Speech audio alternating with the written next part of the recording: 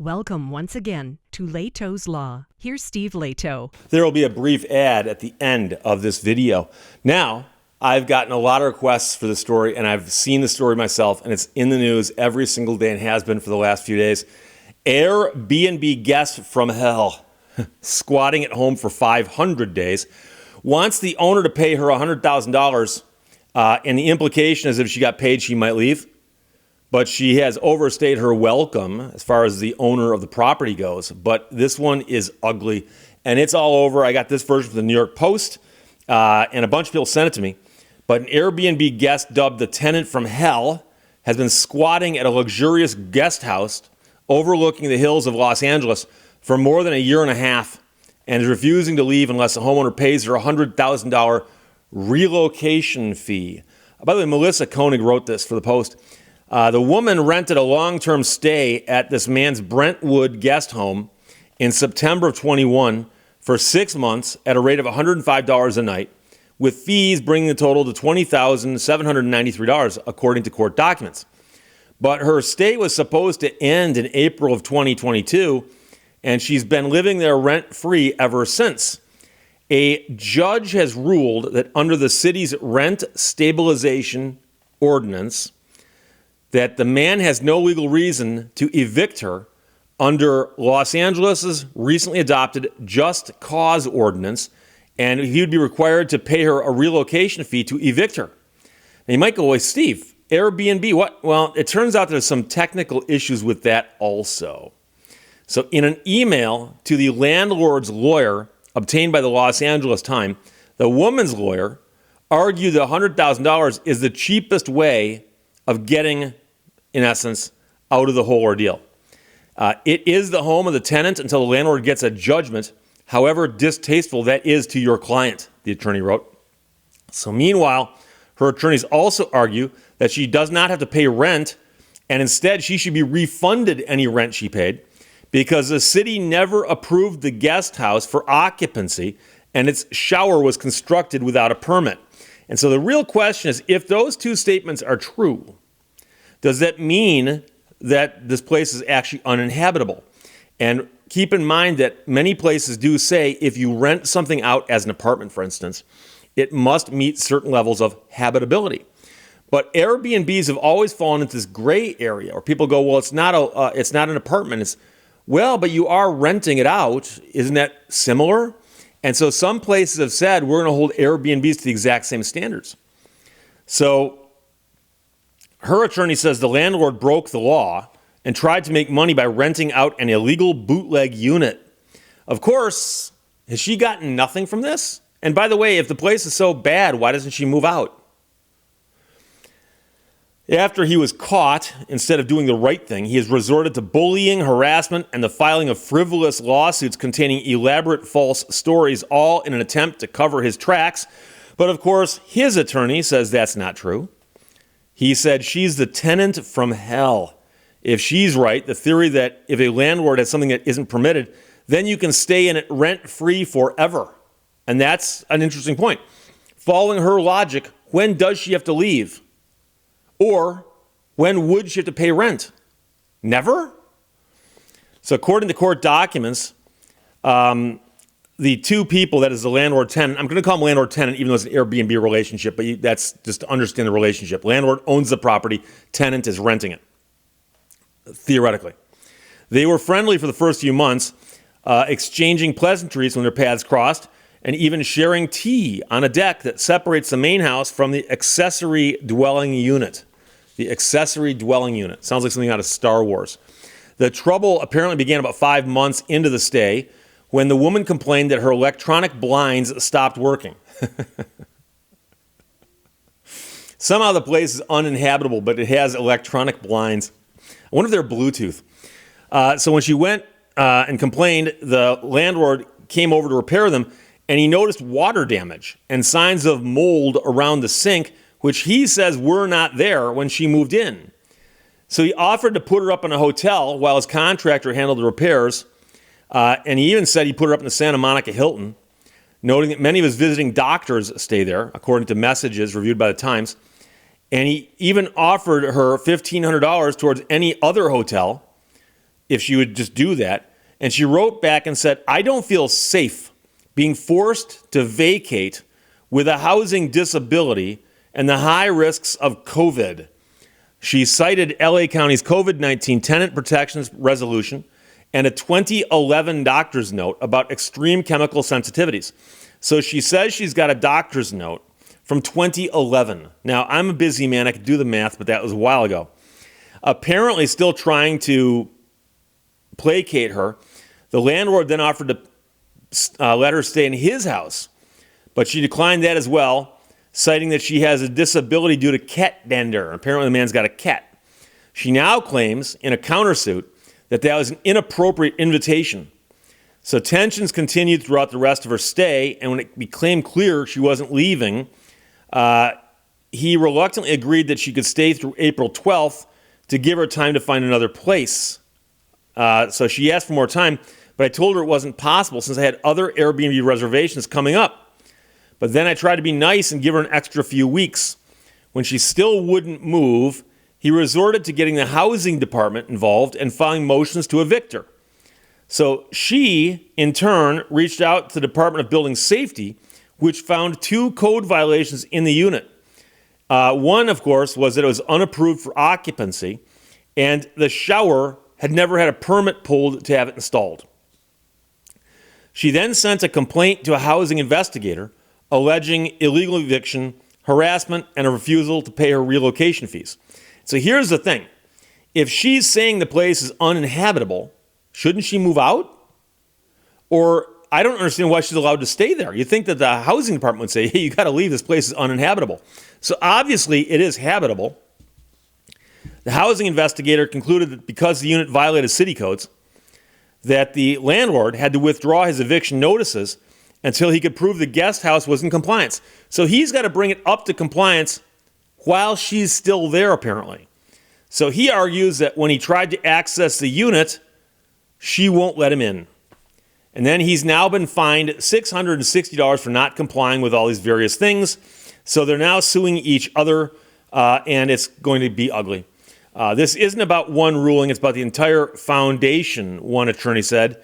If she's right, you can rent an Airbnb for 2 days and refuse to leave on the third unless the landlord pays you to leave.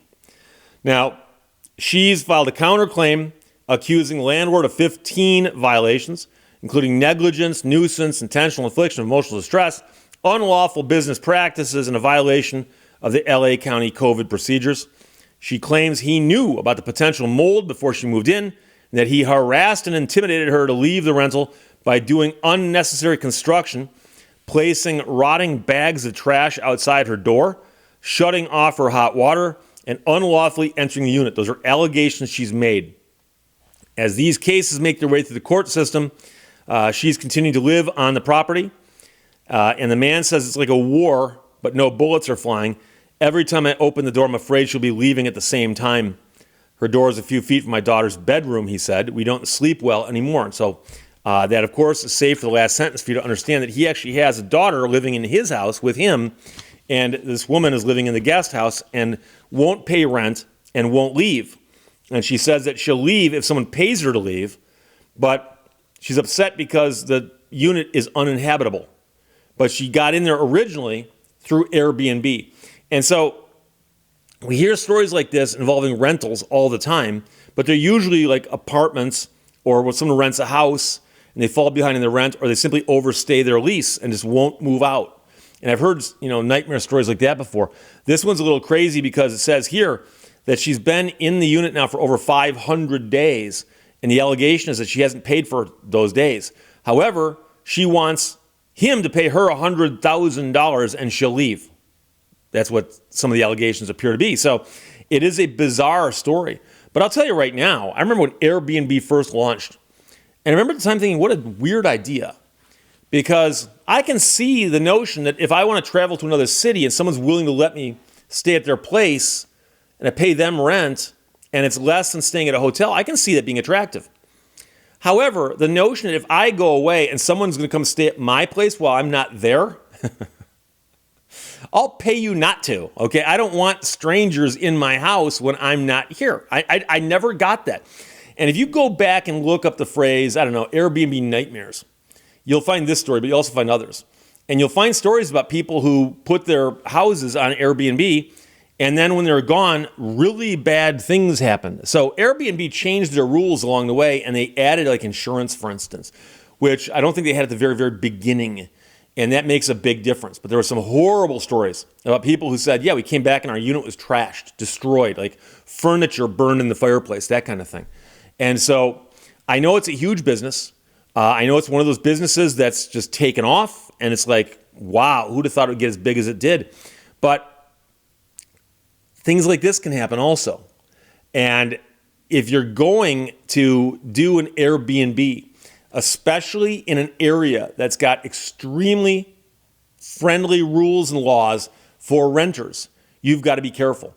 So they've got rent laws like that in Los Angeles. They've got them in New York City. And I've also heard stories in New York City cracking down on Airbnb renters. And so there's all kinds of issues. There's other scams out there. There's the scam where somebody posts a photograph of a beautiful place in some big city, and you rent it, and when you land in that city, you're heading to that place to go check in.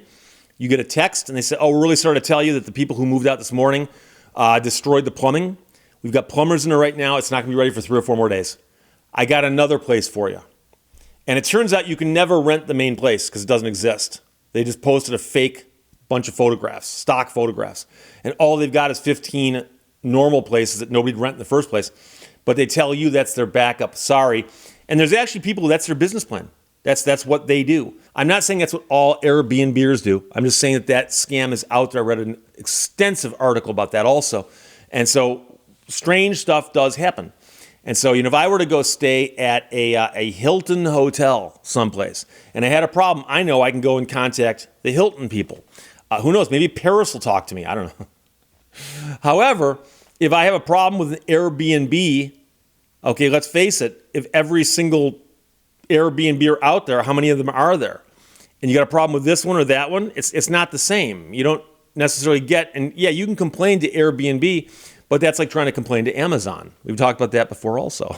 So this is a crazy, crazy story. But I got to tell you that Carl sent me a note and said, Steve, I know everyone's sending you the story. He goes, but I'm just trying to get a story here where you'll mention my name. And he was one of dozens who sent me this story.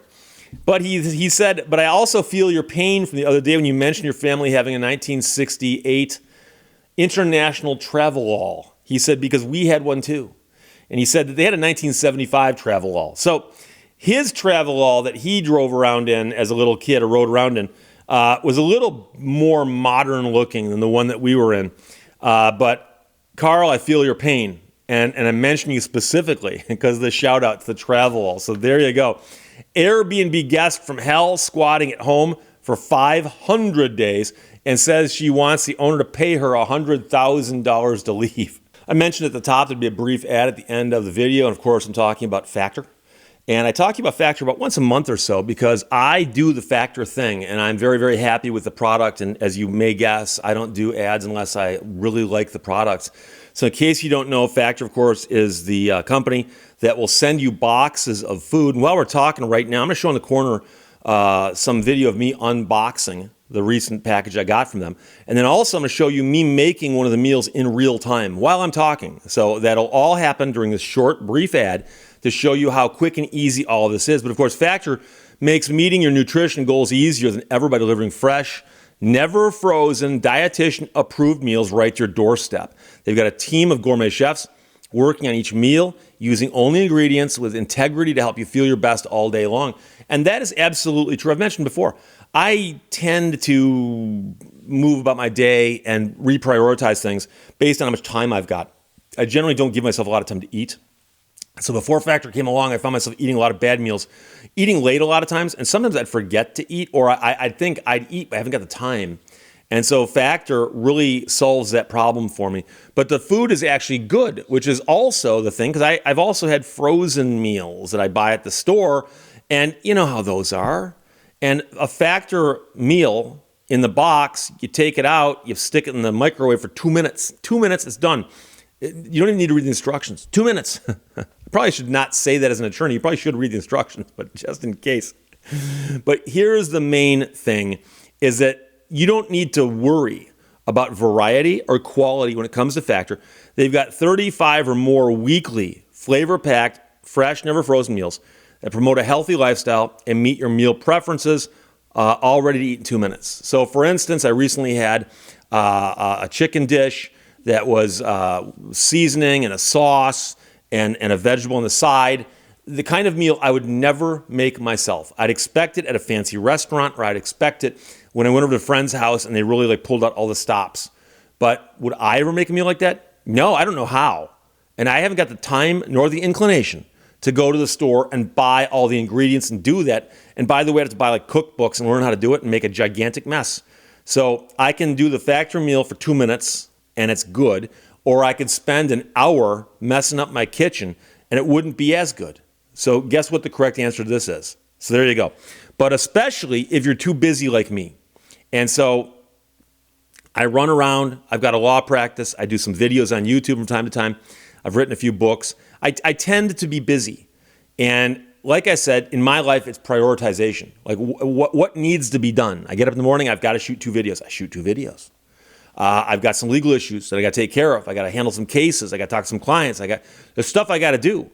And when it says, by the way, stop and eat lunch, that used to be a big block in the middle of my day. And I go, oh. And you know something? I'm going to make this one phone call, then I'll think about lunch. Okay, meanwhile, while I was on the phone, I got an email. I got to answer this email, then I'll think about lunch. And when I thought about lunch, it's always, I'm going to take a 15 or 20 minute break, or I'm going to run out and get something, like fast food. And so that's not good for me either. And so I've cut way back. So I started doing the Factor thing a couple months ago. And I love it. It's like Christmas. I get the box, I open it up, I look at the variety of meals in there. And I personally just say, send me a variety, mix it up. Because I've been doing this, and every single meal I've had, I liked. And I've been doing this now for a few months, and I've told people, if you subscribe to Factor, and you get a deal for doing it, by the way, stick around for that. But if you do that, please send me a note, let me know your thoughts. And I've had a lot of people say, Steve, I ordered the food and I loved it. And I agree with you. A very good friend of mine out in California said, Steve, I'm like you. I'd eat if I had the time and it didn't take so much work. So I tend to skip over lunch. And, these things go in the fridge. So if you've got a refrigerator at work and you still work in an office like an animal, you can take it to work and throw it in the fridge and you've got a microwave, pop it out, 2 minutes and eat it later. It's something you do at your desk, and I've seen those people, they bring in the bag lunch, the sack lunch, like they're in elementary school. They put it in the fridge and they take it out and they're eating their sandwich. It's not the same. So if you head to factor75.com, you can click the link below. Also, use the code Lehto's Law 50 and you'll get half off your first Factor box. So I couldn't tell you, hey, just sign up for this product based on my recommendation. Trust me. Well, you'll also get half off. The real key here is that the meals are good. They're put together by both dietitians and chefs. So they're good for you and they taste good. And that, of course, is the trick with any meal. But they're fresh, they're never frozen. And when you get the box, and by now you'll have seen me opening it up on camera, you get this box, it's an insulated box, you open it up, and it's got insulation, you open that up, and your meals are in there with these packs of frozen material that keeps them cold. And so they're nice and cold when you get them, stick them in the fridge, and then next few days I go to the fridge, open it up, and I read the list and go, what am I going to have today? And so you should also know that they've got all kinds of other things that you can do. Like they've got health-conscious meals, they've got keto diets, they've got veggie diets that you can order meals that are aimed at those particular types of diets if you're on such a diet. I personally am not on a diet. Not saying I shouldn't be, but I'm not on a diet. But I do like to eat well, and I like to eat food that tastes good, okay? So I'm telling you right now, and you know me, I wouldn't endorse it if I didn't try it myself and actually believe in it as a product. So head to factor75.com or click the link below and use code Lehto's Law 50 to get 50% off your first Factor box. And please, when you do, shoot me a note afterwards and tell me about the experience. Questions or comments, put them below. Let's talk to you later. Bye-bye. Thank you for watching Lehto's Law. We are confronted with insurmountable opportunities.